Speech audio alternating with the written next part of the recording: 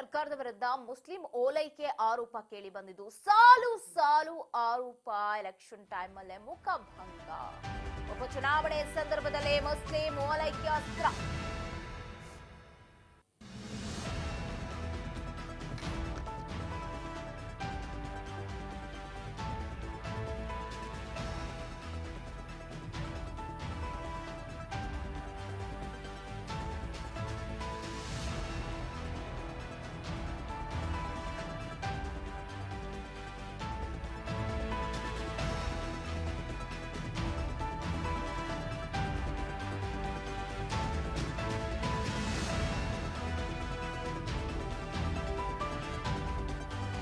ರಾಜ್ಯದಾದ್ಯಂತ ವಕ್ಫ್ ವಿಚಾರವನ್ನ ಇಟ್ಕೊಂಡು ಮುಸ್ಲಿಂ ಓಲೈಕೆಯನ್ನ ಮಾಡುವ ಆರೋಪ ಕೇಳಿಬಂದು ಗ್ಯಾರಂಟಿ ಸರ್ಕಾರದ ವಿರುದ್ಧ ಮುಸ್ಲಿಂ ಓಲೈಕೆಯನ್ನ ಮಾಡ್ತಾ ಇದೆಯಾ ಬಿಜೆಪಿ ವಕ್ಫ್ ವಿಚಾರವನ್ನ ಇಟ್ಕೊಂಡು.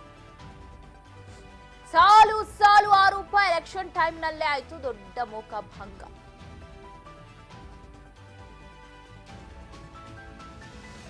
ಉಪಚುನಾವಣೆ ಸಂದರ್ಭದಲ್ಲಿ ಮುಸ್ಲಿಂ ಓಲೈಕೆಯ ಅಸ್ತ್ರ ಪ್ರಯೋಗವಾಗಿದೆ.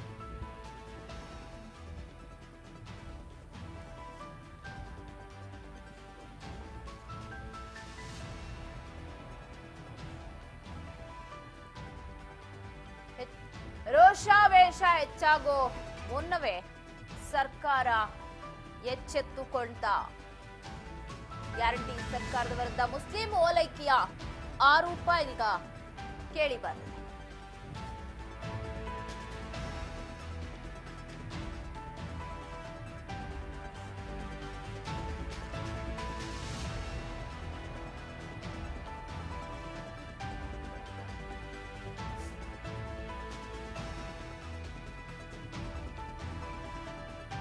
ವಕ್ಫ್ ವಿಚಾರದಲ್ಲಿ ಸಚಿವ ಜಮೀರ್ ಅಹಮದ್ ಹೇಳಿಕೆಯನ್ನೇ ಅಸ್ತ್ರವಾಗಿ ಮಾಡಿಕೊಂಡಿದೆ. ಧರಣಿಯನ್ನ ಮಾಡೋದಿಕ್ಕೆ ಮುಂದಾಗಿದೆ. ರೋಷಾವೇಶ ಹೆಚ್ಚಾಗೋ ಮುನ್ನವೇ ಎಚ್ಚೆತ್ತುಕೊಂಡಿದೆ ಈಗ ಗ್ಯಾರಂಟಿ ಸರ್ಕಾರ.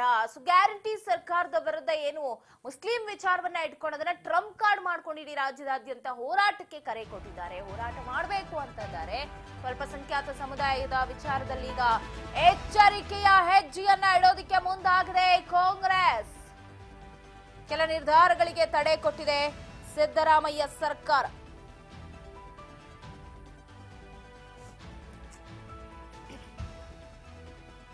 ಮಹತ್ವದ ನಿರ್ಧಾರಗಳನ್ನ ಕ್ಯಾಬಿನೆಟ್ ಮುಂದೂಡಿಕೆ ಮಾಡಿದೆ. ಗುರುವಾರ ನಡೆದ ಸಭೆಯಲ್ಲಿ 3 ವಿಷಯಗಳನ್ನ ಮುಂದೂಡಿದೆ.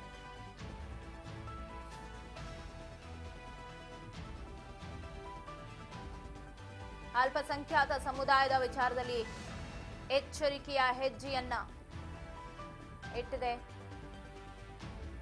ಕೆಲ ನಿರ್ಧಾರಗಳಿಗೆ ತಡೆ ನೀಡಿ ಕಾಲೇಜು ಶಿಕ್ಷಣ ನಿಯಮಗಳ ತಿದ್ದುಪಡಿಗೆ ಅನುಮೋದನೆ. ತಾಂತ್ರಿಕ ಶಿಕ್ಷಣ ನಿಯಮಗಳಿಗೆ ತಿದ್ದುಪಡಿ ತರೋದಕ್ಕೆ ಅನುಮೋದನೆಯನ್ನ ನೀಡೋ ವಿಚಾರ. ಅಲ್ಪಸಂಖ್ಯಾತ ಶೈಕ್ಷಣಿಕ ಸಂಸ್ಥೆಗಳನ್ನು ಘೋಷಿಸಲು ಆದೇಶಗಳ ಪರಿಷ್ಕರಣೆ.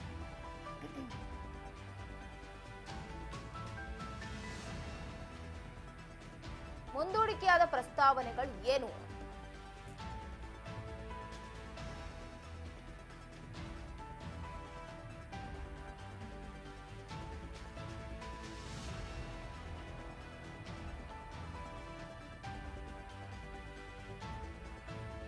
ಅಲ್ಪಸಂಖ್ಯಾತರ ಶಿಕ್ಷಣ ಸಂಸ್ಥೆಗಳಿಗೆ ಮಾನ್ಯತೆಯನ್ನ ಕೊಡಬೇಕು, ನಿಬಂಧನೆಯನ್ನ, ಷರತ್ತುಗಳ ವಿಚಾರ ಆಗಿರ್ಬೋದು. ಕಾಲೇಜು ಶಿಕ್ಷಣ ನಿಯಮಗಳ ತಿದ್ದುಪಡಿಗೆ ಅನುಮೋದನೆ ವಿಚಾರ. ತಾಂತ್ರಿಕ ಶಿಕ್ಷಣ ನಿಯಮಗಳಿಗೆ ತಿದ್ದುಪಡಿ ತರೋದಕ್ಕೆ ಅನುಮೋದನೆ.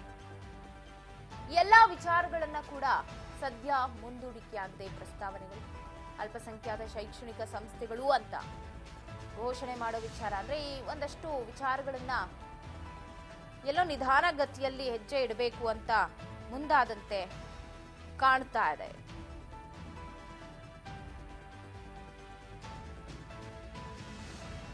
ಮುಸ್ಲಿಂ ಓಲೈಕೆ ಆರೋಪದಿಂದ ಹಿನ್ನಡೆಯಾಗಿದೆ ಅಂತ ಎಚ್ಚರಿಕೆ ಹೆಜ್ಜೆಯನ್ನ ಕಾಂಗ್ರೆಸ್ ಇಟ್ಟಿದೆ. ಕೆಲ ನಿರ್ಧಾರಗಳಿಗೆ ತಡೆಯನ್ನ ಹೇರಿರೋದು. ಉಪಚುನಾವಣೆಯ ಸಂದರ್ಭದಲ್ಲಿ ಪ್ರತಿಪಕ್ಷ ಬಿಜೆಪಿ ಮುಸ್ಲಿಂ ಓಲೈಕೆ ವಿಚಾರವನ್ನು ಮುಂದಿಟ್ಟುಕೊಂಡು ಆಡಳಿತಾರೂಢ ಕಾಂಗ್ರೆಸ್ ವಿರುದ್ಧ ತೀವ್ರನೇ ವಾಗ್ದಾಳಿಯನ್ನ ನಡೆಸಿತು. ಅದಕ್ಕೆ ಪೂರಕವಾಗಿ ವಕ್ಫ್ ವಿವಾದವೂ ಕೂಡ ಭುಗಿಲೆದ್ದು ಈಗಾಗಲೇ ರಾಜ್ಯದಾದ್ಯಂತ ಹೋರಾಟಕ್ಕೆ ಕರೆ ಕೊಟ್ಟಿದೆ. ಸೊ ಕಾಂಗ್ರೆಸ್ಗೆ ಇದೆಲ್ಲವೂ ಕೂಡ ಎಲ್ಲೋ ಸ್ವಲ್ಪ ಹಿನ್ನಡೆಯಾಗಿದೆ ಅಂತ ಹೇಳಲಾಗ್ತಾ ಇದೆ. ಈಗ ಎಚ್ಚರಿಕೆ ಹೆಜ್ಜೆ ಇಟ್ಟಿರೋ ಸರ್ಕಾರ ಕೆಲವೊಂದು ನಿರ್ಧಾರಗಳನ್ನ ಕೈಗೊಳ್ಳುವುದು ಸದ್ಯಕ್ಕೆ ತಡೆ ಹಿಡಿದಿದೆ ಅಂತ. ಯಾವೆಲ್ಲ ವಿಚಾರಗಳು ಅಂತಂದ್ರೆ ಈಗಾಗಲೇ ನಾನು 3 ವಿಚಾರಗಳನ್ನ ಹೇಳ್ತಾ ಇದ್ದೆ. ತಾಂತ್ರಿಕ ಶಿಕ್ಷಣ ನಿಯಮಗಳಿಗೆ ತಿದ್ದುಪಡಿ, ಎಲ್ಲ ವಿಚಾರಗಳು ಕೂಡ ಅತಿಯಾದ್ರೆ ಅಮೃತಾನು ವಿಷ ಆಗತ್ತೆ ಅನ್ನೋದಕ್ಕೆ ಸದ್ಯ ರಾಜ್ಯ ಸರ್ಕಾರ ಉದಾಹರಣೆ ಅಂತ ಹೇಳ್ಬೋದು. ಒಂದಲ್ಲ ಒಂದು ಕಾರಣದಿಂದ ಒಂದು ನಿಗದಿತ ವರ್ಗವನ್ನು ಓಲೈಸುವ ಕಾಂಗ್ರೆಸ್ಗೆ ಪದೇ ಪದೇ ವಿಪಕ್ಷ ಬಾಣ ಬಂದು ಬೀಳ್ತಾ ಇದೆ. ಹೀಗಾಗಿ ಅಲ್ಪಸಂಖ್ಯಾತ ಸಮುದಾಯದ ವಿಚಾರದಲ್ಲಿ ಕಾಂಗ್ರೆಸ್ ಎಚ್ಚರಿಕೆ ಹೆಜ್ಜೆ ಇಡೋದಕ್ಕೆ ನಿರ್ಧಾರ ಮಾಡಿದ್ದು, ಗುರುವಾರ ನಡೆದ ಸಚಿವ ಸಂಪುಟ ಸಭೆಯಲ್ಲಿ ಕೆಲವೊಂದಷ್ಟು ವಿಚಾರಗಳ ಬಗ್ಗೆ ನಿರ್ಧಾರವನ್ನ ಕೈಗೊಳ್ಳುವುದು ಸಚಿವ ಸಂಪುಟ ಸದ್ಯಕ್ಕೆ ತಡೆ ಹಿಡಿದಿದೆ. ಇದು ಎಲ್ಲೋ ಪುಷ್ಟಿಯನ್ನ ಕೊಡತ್ತೆ ಅಂತ. ವಿಪಕ್ಷಗಳ ಮುಸ್ಲಿಂ ಓಲೈಕೆ ಅಸ್ತ್ರಕ್ಕೆ ತಣ್ಣಗಾಗ್ತಿದೆ ಹಾಗಾದ್ರೆ ಕಾಂಗ್ರೆಸ್ ಅನ್ನುವಂಥ ಪ್ರಶ್ನೆ. ಪ್ರಸ್ತಾವನೆಗಳನ್ನ ನೋಡ್ಬೋದು. ನಾನು ಹೇಳ್ದಂಗೆ ಕರ್ನಾಟಕ ಶಿಕ್ಷಣ ಸಂಸ್ಥೆಗಳು ಅಂದ್ರೆ ಅಲ್ಪಸಂಖ್ಯಾತರ ಶಿಕ್ಷಣ ಸಂಸ್ಥೆಗಳಿಗೆ ಮಾನ್ಯತೆ ನೀಡಲು ನಿಬಂಧನೆ ಮತ್ತು ಷರತ್ತುಗಳ ನಿಯಮಗಳು 2024ಕ್ಕೆ ಅನುಮೋದನೆ ನೀಡೋದಾಗಿರ್ಬೋದು. ರಾಜ್ಯದಲ್ಲಿ ಅಲ್ಪಸಂಖ್ಯಾತ ಶೈಕ್ಷಣಿಕ ಸಂಸ್ಥೆ ಅಂತ ಘೋಷಿಸೋದಕ್ಕೆ ಇರುವ ನಿಯಮ ಆದೇಶಗಳನ್ನ ಪರಿಷ್ಕರಣೆ ಬಗ್ಗೆ, ಜೊತೆಗೆ ಕರ್ನಾಟಕ ಶಿಕ್ಷಣ ಸಂಸ್ಥೆಗಳು ಅಂದ್ರೆ ಈ ಅಲ್ಪಸಂಖ್ಯಾತರ ಶಿಕ್ಷಣ ಸಂಸ್ಥೆಯಿಂದ ಮಾನ್ಯತೆ ನೀಡಲು ನಿಬಂಧನೆ ಷರತ್ತುಗಳೇನು ಹಾಕಲಾಗುತ್ತಲ್ಲ ಆ ನಿಯಮಗಳನ್ನ ಸ್ವಲ್ಪ ಮಟ್ಟಿಗೆ ತಡೆಹಿಡಿಯಲಾಗುವುದು ಅಂತ ಒಂದಷ್ಟು ವಿಚಾರಗಳನ್ನ ಮುಂದೂಡಿದೆ. ಯಾಕೆ ಮತ್ತೆ ನಾವು ಅಹಿಂದ ಓಟ್ಗಳನ್ನ ಯಾಕೆ ಕಳ್ಕೊಳ್ಬೇಕು ಅಂತ ಈಗ ಚನ್ನಪಟ್ಟಣ, ಶಿಗ್ಗಾವಿ ಹಾಗೆ ಸಂಡೂರ್ನಲ್ಲಿ ಅದೇ ಎಲ್ಲೋ ತಾರಕಕ್ಕೆ ಹೋಗುತ್ತಾ ಅನ್ನುವಂತಹ ಪ್ರಶ್ನೆ ಇದೆ. ಸೊ ನೋಡೋಣ ಏನೆಲ್ಲ ಆಗುತ್ತೆ ಅಂತ ಹೇಳಿ. ಈಗ ಮತ್ತಷ್ಟು ಅಪ್ಡೇಟ್ಸ್ ಅನ್ನ ಕೊಡ್ತಾ ಹೋಗ್ತಾರೆ ಪ್ರತಿನಿಧಿ ಬಸವರಾಜ್ ನ್ಯೂಸ್ ಡೆಸ್ಕ್ ನಿಂದ ಲೈವ್ ನಲ್ಲಿ ಜಾಯಿನ್ ಆಗ್ತಾ ಇದ್ದಾರೆ. ಬಸವರಾಜ್, ಎಲ್ಲೋ ಗ್ಯಾರಂಟಿ ಸರ್ಕಾರ ಮುಸ್ಲಿಂ ಪರವಾಗಿದೆ, ಅಹಿಂದ ಪರವಾಗಿದೆ. ಸೊ ಯಾವಾಗ್ಲೂ ಮುಸ್ಲಿಂಗೆ ಬೇಕಾದನ್ನೇ ಮಾಡತ್ತೆ ಅಂತ ಹೇಳ್ತಿತ್ತು. ಬಟ್ ಇತ್ತೀಚೆಗೆಲ್ಲೋ ಒಂದಷ್ಟು ಆರೋಪಗಳು ಬಂದಿದ್ದು, ಈಗ ಅದೇ ವಿಚಾರಗಳನ್ನ ಎಲ್ಲೋ ಅಸ್ತ್ರ ಮಾಡಿಕೊಂಡು ನಾವು ಮುಸ್ಲಿಂ ಓಲೈಕೆ ಮಾಡಿದ್ರೆ ಓಕೆ ನಮಗೆಲ್ಲೋ ಬೆನಿಫಿಟ್ ಇದೆ ಅಂತ ಬಿಜೆಪಿ ಅರ್ಥ ಬಿಡ್ತಾ ಹೇಗೆ ಅಂತ ಸದ್ಯದ ಒಂದಷ್ಟು ಬೆಳವಣಿಗೆ ಆಗ್ತಾ ಇದೆ. ಇದ್ರ ಹಿನ್ನೆಲೆ ಏನ್ ಸಿಗ್ತಾ ಇದೆ ಅಪ್ಡೇಟ್ಸ್ ಅಂತ? ಏನು ಗ್ಯಾರಂಟಿ ಸರ್ಕಾರ ಒಂದ್ ಕಡೆ ಗ್ಯಾರಂಟಿಗಳನ್ನ ಈಡೇರಿಸಿದ್ದೇವೆ, ಯಾವುದೇ ರೀತಿ ಗೊಂದಲ ಇಲ್ಲ ಅನ್ನುವಂಥದ್ದನ್ನು ಕೂಡ ಆ ಒಂದು ಉತ್ಸಾಹದಲ್ಲಿ ಮುಂದುವರಿತಾ ಇತ್ತು. ಆದ್ರೆ ಉಪಚುನಾವಣೆಯಲ್ಲಿ ಆಗಿರ್ತಕ್ಕಂಥ ಕೆಲವೊಂದಿಷ್ಟು ಗೊಂದಲಗಳು ಅಂದ್ರೆ ವಕ್ಫ್ ವಿಚಾರಕ್ಕೆ ಸಂಬಂಧಪಟ್ಟಂತೆ ಮತ್ತೆ ಇನ್ನೊಂದು ಮುಸ್ಲಿಂ ಸಮುದಾಯಕ್ಕೆ ಏನು ಗುತ್ತಿಗೆಯಲ್ಲಿ ಮೀಸಲಾತಿ ಅಂತಕ್ಕಂಥ ವಿಚಾರ ಆಗಿರ್ಬೋದು, ಈ ಎರಡೂ ವಿಚಾರಗಳು ಕೂಡ ದೊಡ್ಡ ಮಟ್ಟದಲ್ಲಿ ಕಾಂಗ್ರೆಸ್ ಸರ್ಕಾರಕ್ಕೆ ಮುಜುಗರಕ್ಕೆ ಎಡೆ ಮಾಡಿಕೊಡುವಂತಹ ರೀತಿಯಲ್ಲಿ ಕೂಡ ಒಂದು ಶುರು ಆಗಿರತಕ್ಕಂಥದ್ದು. ಯಾಕಂತಂದ್ರೆ ದೊಡ್ಡ ಮಟ್ಟದಲ್ಲಿ ರಾಜ್ಯದಲ್ಲಿ ರೈತ ಪರ ಹೋರಾಟಗಳಾಗಿರ್ಬೋದು, ಮತ್ತೆ ಸ್ವಾಮೀಜಿಗಳು ಕೂಡ ಹೋರಾಟ ಸಾಕಷ್ಟು ಒಂದ್ ಕಡೆ ರಾಜ್ಯದಲ್ಲಿ ಸಾಕಷ್ಟು ನಾಯಕರು ಕೂಡ ಆಕ್ರೋಶವನ್ನು ವ್ಯಕ್ತಪಡಿಸಿದಂತ ಹಿನ್ನೆಲೆಯಲ್ಲಿ ಎಲ್ಲೋ ಒಂದು ಕಡೆ ಒಕ್ಕಲಿಗ ಸಮುದಾಯ ಆಗಿರ್ಬೋದು, ಪಂಚಮಸಾಲಿ ಆಗಿರ್ಬೋದು, ವೀರಶೈವ ಲಿಂಗಾಯತ ಆಗಿರ್ಬೋದು, ಈ ಎಲ್ಲ ಸಮುದಾಯದ ಅವರ ಕಾಂಗ್ರೆಸ್ ಪಕ್ಷದಲ್ಲಿ ಇರ್ತಕ್ಕಂಥ ಶಾಸಕರು ಮತ್ತು ಸಚಿವರು ಕೂಡ ಆಕ್ರೋಶವನ್ನು ಹೊರ ಹಾಕ್ತಾ ಆರಂಭಿಸಿದ್ರು. ಹಾಗಾಗಿ ಎಲ್ಲೋ ಒಂದ್ ಕಡೆ ಇದು ಸಿಎಂ ಸಿದ್ದರಾಮಯ್ಯವರು ಕೂಡ ಒಂದ್ ಕಡೆ ಮುಜುಗರಿಕೆ ಎಡೆ ಮಾಡಿ ಕೊಟ್ಟಿರ್ತಕ್ಕಂಥದ್ದು, ಮತ್ತೆ ಕಾಂಗ್ರೆಸ್ ಸರ್ಕಾರಕ್ಕೂ ಕೂಡ ಎಲ್ಲೋ ಒಂದ್ ಕಡೆ ಇದು ಒಂದು ಅಲ್ಪಸಂಖ್ಯಾತರ ಓಲೈಕೆ ಸರಿಯಲ್ಲ ಅನ್ನುವಂತ ನಿಟ್ಟಿನಲ್ಲಿ ಕೂಡ ಹೋಯ್ತಾ ಅನ್ನುವಂಥದ್ದು ಕೂಡ ಪ್ರಶ್ನೆ ಕಾಡ್ತಾ ಇದೆ. ಯಾಕಂತಂದ್ರೆ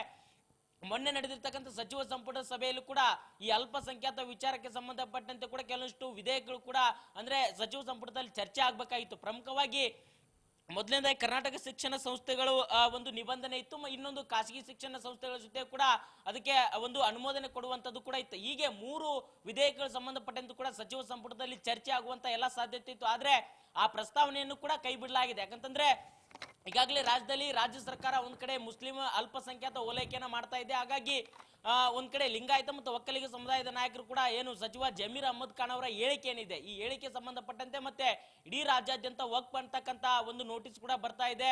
ಹಲವಾರು ಅವರ ಸ್ವಂತ ಜಮೀನಲ್ಲಿ ಕೂಡ ವಕ್ಫ್ ಅಂತಕ್ಕಂಥದ್ದು ಕೂಡ ಅನುಮೋದನೆ ಒಂದ್ ಕಡೆ ಒಂದು ಉಲ್ಲೇಖ ಆಗ್ತಾ ಇದೆ. ಹಾಗಾಗಿ ಇದರಿಂದ ಎಲ್ಲೋ ಒಂದ್ ಕಡೆ ಒಂದು ನಾವು ಮುಸ್ಲಿಂ ಅಲ್ಪಸಂಖ್ಯಾತ ಮತಗಳನ್ನ ಕ್ರೋಢೀಕರಿಸುವಂತಹ ರೀತಿಯಲ್ಲಿ ಹೊರಟ್ರೆ ಇನ್ನೊಂದು ಕಡೆ ಬೇರೆ ಬೇರೆ ಸಮುದಾಯಗಳ ಕೆಂಗಣಿಗೆ ಗುರಿ ಆಗ್ಬೇಕಾಗುತ್ತೆ. ಹಾಗಾಗಿ ಎಚ್ಚರಿಕೆ ಹೆಜ್ಜೆ ಇಡೋಣ ಅಂತಕ್ಕಂಥದ್ದು ಕೂಡ ಕಾಂಗ್ರೆಸ್ ಪಕ್ಷದ ನಾಯಕರು ಒಂದು ಬಂದಂತೆ ಕಾಣ್ತಾ ಇದೆ. ಯಾಕಂತಂದ್ರೆ ಸಚಿವ ಸಂಪುಟದಲ್ಲಿ 3 ವಿಚಾರಗಳಿಗೆ ಸಂಬಂಧಪಟ್ಟಂತೆ ಅಲ್ಪಸಂಖ್ಯಾತ ಸಮುದಾಯಕ್ಕೆ ಸಂಬಂಧಪಟ್ಟಂತ ತಿದ್ದುಪಡಿಗಳಿದ್ವು, ಕೆಲವಷ್ಟು ಚರ್ಚೆಗಳಿದ್ವು, ಅನುಮೋದನೆ ಕೊಡುವಿದ್ವು. ಅವೆಲ್ಲವನ್ನು ಕೂಡ ಚರ್ಚೆಗೆ ಅದನ್ನು ತೆಗೆದುಕೊಂಡಿಲ್ಲ. ಸಚಿವ ಜಮೀರ್ ಅಹಮದ್ ಖಾನ್ ಅವರ ಹೇಳಿಕೆ ಮತ್ತೆ ವಕ್ಫ್ ವಿಚಾರಕ್ಕೆ ಸಂಬಂಧಪಟ್ಟಂತೆ ಕೂಡ ಆಗಿರ್ತಕ್ಕಂಥ ಇಡೀ ರಾಜ್ಯಾದ್ಯಂತ ಬೆಳವಣಿಗೆ ಇದು ಹೈಕಮಾಂಡ್ ಮಟ್ಟದಲ್ಲಿ ಕೂಡ ಹೋಗಿರ್ತಕ್ಕಂಥದ್ದು. ಯಾಕಂತಂದ್ರೆ ಬಿಜೆಪಿ ನಾಯಕರು ಇದನ್ನೇ ಒಂದು ದೊಡ್ಡ ಮಟ್ಟದಲ್ಲಿ ಕೇಂದ್ರದ ಮಟ್ಟದಲ್ಲಿ ಕೂಡ ಚರ್ಚೆ ಮಾಡಲಿಕ್ಕೆ ಮುಂದಾದ್ರು. ಒಂದು ಸಮಿತಿ ಕೂಡ ರಚನೆ ಮಾಡಿದ್ರು. ಈಗಾಗಲೇ ಬಸವನಗೌಡ ಪಾಟೀಲ್ ಯತ್ನಾಳ್ ಆಗಿರ್ಬೋದು, ವಿಜೇಂದ್ರ ಆಗಿರ್ಬೋದು, ಇವರ ಒಂದು ನೇತೃತ್ವದಲ್ಲೂ ಕೂಡ ಈಗಾಗಲೇ ಪ್ರತ್ಯೇಕವಾಗಿರ್ತಕ್ಕಂಥ ಟೀಮ್ ಕೂಡ ರೆಡಿ ಆಗ್ತಾ ಇದೆ. ಇಡೀ ರಾಜ್ಯಾದ್ಯಂತ ಕೂಡ ಈ ವಕ್ಫ್ ವಿಚಾರಕ್ಕೆ ಸಂಬಂಧಪಟ್ಟಂತೆ ಜನರ ಮುಂದೆ ತೆಗೆದುಕೊಂಡು ಹೋಗ್ಬೇಕು ಅನ್ನುವಂತ ನಿಟ್ಟಿನಲ್ಲಿ. ಹಾಗಾಗಿ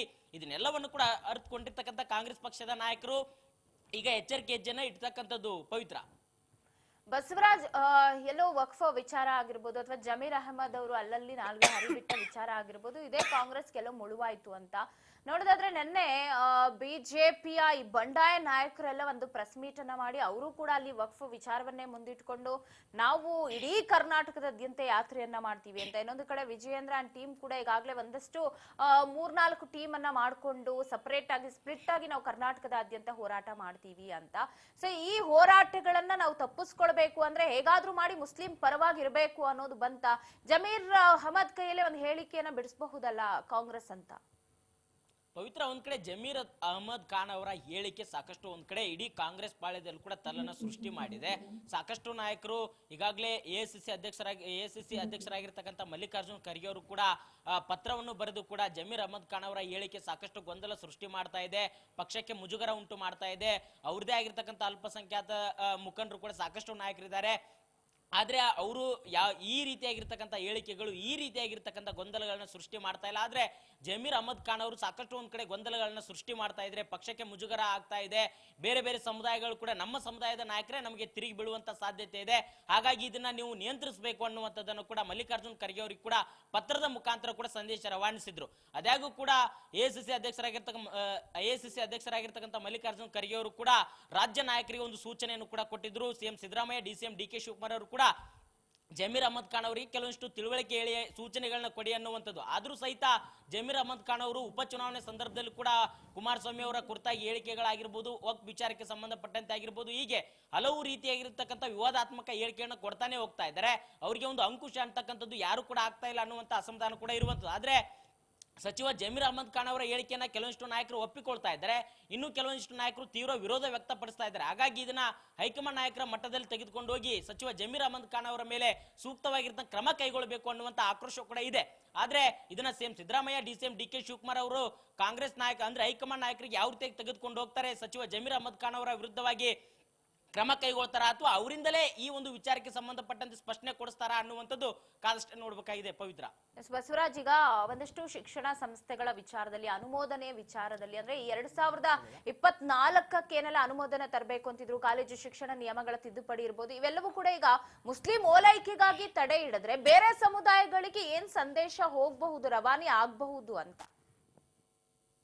ಒಂದ್ ಕಡೆ ರಾಜ್ಯದಲ್ಲಿ ಉಪಚುನಾವಣೆ ನಡೆಯುವಂತಹ ಸಂದರ್ಭದಲ್ಲಿ ಆಗಿರ್ತಕ್ಕಂಥ ಗೊಂದಲಗಳನ್ನ ನಿವಾರಣೆ ಮಾಡ್ಲಿಕ್ಕೆ ಕಾಂಗ್ರೆಸ್ ಪಕ್ಷದ ನಾಯಕರು ಮುಂದಾಗಿರ್ತಕ್ಕಂಥದ್ದು. ಅದು ವಕ್ಫ್ ವಿಚಾರ ಆಗಿರ್ಬೋದು, ಮತ್ತೆ ಮೀಸಲಾತಿ ವಿಚಾರ ಆಗಿರ್ಬೋದು. ಯಾಕಂತಂದ್ರೆ ಈ ಮೀಸಲಾತಿ ವಿಚಾರಕ್ಕೆ ಸಂಬಂಧಪಟ್ಟಂತೆ ಈಗಾಗಲೇ ಪಂಚಮಸಾಲಿ ಸಮುದಾಯ ಕೂಡ ಮೀಸಲಾತಿ ಬೇಕು ಅನ್ನುವಂತಹ ದೊಡ್ಡ ಮಟ್ಟದಲ್ಲಿ ಹೋರಾಟ ಮಾಡ್ತಾ ಇದೆ. ಇದರ ನಡುವೆ ಅಲ್ಪಸಂಖ್ಯಾತರಿಗೂ ಕೂಡ ಗುತ್ತಿಗೆಯಲ್ಲಿ ಒಂದು ಮೀಸಲಾತಿ ಕೊಡಬೇಕು ಅನ್ನುವಂತ ವಿಚಾರ ಏನಿದೆ, ಇದು ದೊಡ್ಡ ಮಟ್ಟದಲ್ಲಿ ಸದ್ದು ಆಗುವಂತ ಸಾಧ್ಯತೆ ಇದೆ. ಹಾಗಾಗಿ ಸಮುದಾಯಗಳನ್ನ ಓಲೈಕೆ ಮಾಡುವಂಥದ್ದು ಎಷ್ಟರ ಮಟ್ಟಿಗೆ ಸರಿ? ಯಾಕಂತಂದ್ರೆ ರಾಜ್ಯ ಸರ್ಕಾರ ಅಂತಂದ್ರೆ ಅದು ಎಲ್ಲ ಸಮುದಾಯ ಕೂಡ ಸರಿಸಮಾನ ಆಗಿರ್ತಕ್ಕಂಥ ಅವಕಾಶಗಳನ್ನ ಕೊಡಬೇಕು, ಸರಿಸಮಾನ ಆಗಿರ್ತಕ್ಕಂಥ ಯೋಜನೆಗಳನ್ನ ಕೊಡಬೇಕು ಅನ್ನುವಂಥದ್ದು. ಆದ್ರೆ ಇದೀಗ ಆಗಿರ್ತಕ್ಕಂಥ ರಾಜಕೀಯ ಬೆಳವಣಿಗೆಗಳು ಒಂದೊಂದು ಸಮುದಾಯನ ಓಲೈಕೆ ಮಾಡ್ತಾ ಹೋದ್ರೆ ಉಳಿದ ಸಮುದಾಯಗಳ ಕೆಂಗಣಿಗೆ ಗುರಿಯಾಗುವಂತ ಎಲ್ಲ ಸಾಧ್ಯತೆ ಇದೆ ಅನ್ನುವಂಥದ್ದು ಕೂಡ ರಾಜ್ಯ ರಾಜಕೀಯದಲ್ಲಿ ಚರ್ಚೆ ಆಗ್ತಾ ಇದೆ. ಹಾಗಾಗಿ ಈಗ ಅಲ್ಪಸಂಖ್ಯಾತ ಒಂದು ಸಮುದಾಯಕ್ಕೆ ಒಂದ್ ಕಡೆ ಏನಾದ್ರೂ ಅವರು ಹೆಚ್ಚಿನದಾಗಿ ಒಂದು ಯೋಜನೆಗಳಾಗಿರ್ಬೋದು, ಮೀಸಲಾತಿ ಆಗಿರ್ಬೋದು ಕೊಟ್ರೆ ಇನ್ನೊಂದು ಸಮುದಾಯ ಕೂಡ ಅದೇ ರಾಜ್ಯ ಸರ್ಕಾರ ಕೊಡಬೇಕಾಗುತ್ತೆ. ಹಾಗಾಗಿ ಎಲ್ಲರಿಗೂ ಕೂಡ ಕೊಡುವಂತ ನಿಟ್ಟಿನಲ್ಲಿ ಕೂಡ ರಾಜ್ಯ ಸರ್ಕಾರ ಮುಂದಾದ್ರೆ ಕೆಲವಷ್ಟು ಅದರದೇ ಆಗಿರ್ತಕ್ಕಂಥ ಬಜೆಟ್ ಇರಬೇಕಾಗುತ್ತೆ, ಅದರದೇ ಆಗಿರ್ತಕ್ಕಂಥ ಸೌಲಭ್ಯ ಇರಬೇಕಾಗುತ್ತೆ. ಯಾಕಂತಂದ್ರೆ ಅದನ್ನೆಲ್ಲವನ್ನು ಕೂಡ ರಾಜ್ಯದ ಬಜೆಟ್ ಅನ್ನು ನೋಡ್ಕೊಂಡು ಇವರೆಲ್ಲವೂ ಕೂಡ ಒಂದು ಎಲ್ಲ ಸಮುದಾಯ ಕೂಡ ಬೇಡಿಕೆ ಆಗಿರ್ಬೋದು ಅಥವಾ ಅವ್ರದೇ ಆಗಿರ್ತಕ್ಕಂಥ ಯೋಜನೆಗಳನ್ನ ಕೊಡುವಂತ ಒಂದು ಚಾನ್ಸಸ್ ಕೂಡ ಇರುತ್ತೆ. ಆದ್ರೆ ಇವು ಯಾವುದೂ ಕೂಡ ನೋಡದೆ ಒಂದೊಂದು ಸಮುದಾಯಕ್ಕೆ ಕೊಡ್ತಾ ಹೋದ್ರೆ ರಾಜ್ಯ ಸರ್ಕಾರದ ಆರ್ಥಿಕ ಸ್ಥಿತಿಗತಿ ಯಾವ ರೀತಿಯಾಗಿರುತ್ತೆ ಅನ್ನುವಂಥದ್ದು ಕೂಡ ಕೆಲವೊಂದಿಷ್ಟು ನಾಯಕರು ಪ್ರಶ್ನೆ ಮಾಡ್ತಾ ಇದ್ದಾರೆ. ಹಾಗಾಗಿ ಈಗ ಒಂದು ಅಲ್ಪಸಂಖ್ಯಾತ ಮತಗಳನ್ನ ಸೆಳೆಯುವಂತ ನಿಟ್ಟಿನಲ್ಲಿ ಚುನಾವಣಾ ಸಂದರ್ಭದಲ್ಲಿ ಏನಾದ್ರೂ ರಾಜ್ಯ ಸರ್ಕಾರ ಮುಂದುವರೆದ್ರೆ ಮುಂದೆ ಅದನ್ನ ಜಾರಿಗೊಳಿಸೋದು ಯಾವ ರೀತಿಯಾಗಿ ಅನ್ನುವಂಥದ್ದು ಕೂಡ ಒಂದು ಪ್ರಶ್ನೆ ಕಾಡ್ತಾ ಇದೆ. ಹಾಗಾಗಿ ಸ್ವಪಕ್ಷದಲ್ಲೇ ಕೆಲವಷ್ಟು ನಾಯಕರು ಈ ಒಂದು ನಡೆಗೆ ಆಕ್ರೋಶ ವ್ಯಕ್ತಪಡಿಸಿದ್ರು ಸಹಿತ ಪಕ್ಷದ ಸಿದ್ಧಾಂತ ಅನ್ನುವಂತ ರೀತಿಯಲ್ಲಿ